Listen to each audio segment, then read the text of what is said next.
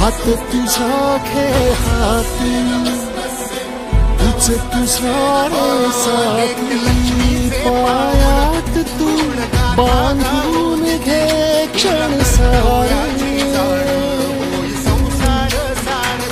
टाकी काळावर माती नशीब चोरून हाती पाऊल घे जीव गायचे सारे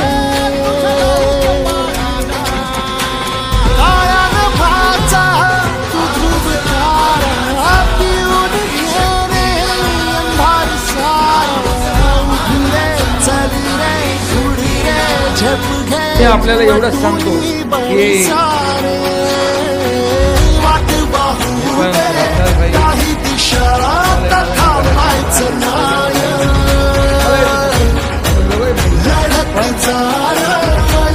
लोकांना मदत करणारे भाई त्यांच्यासारखे नाही म्हणून मी एवढंच सांगतो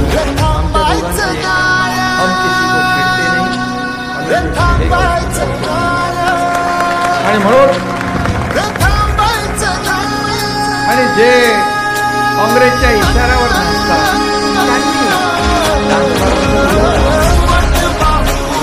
एकदा मोठा शोक आहे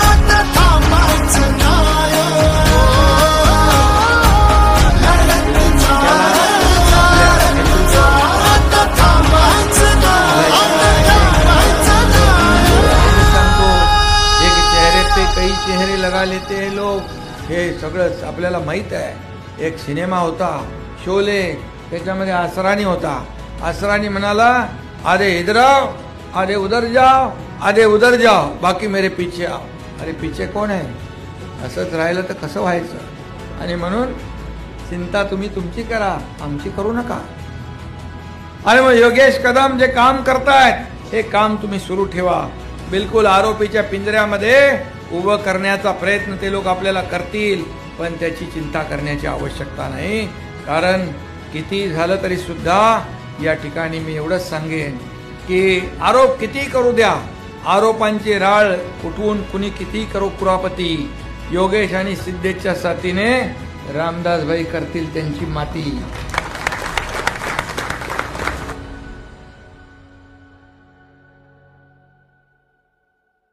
मी नेहमीच सांगतो माझ्याकडे no reason on the spot decision असं असतं आणि म्हणून मी 2.5 वर्ष जे काम केलं ते आपल्या सगळ्यांसमोर आहे।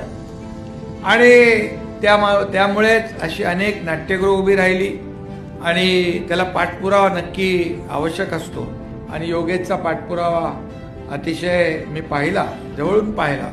त्याने जे मागितलं ते या मतदारसंघातल्या लोकांसाठी मागितलं आणि खऱ्या अर्थाने आज त्यातून ही एक सुंदर अशी वास्तू या ठिकाणी उभी राहिलेली आहे।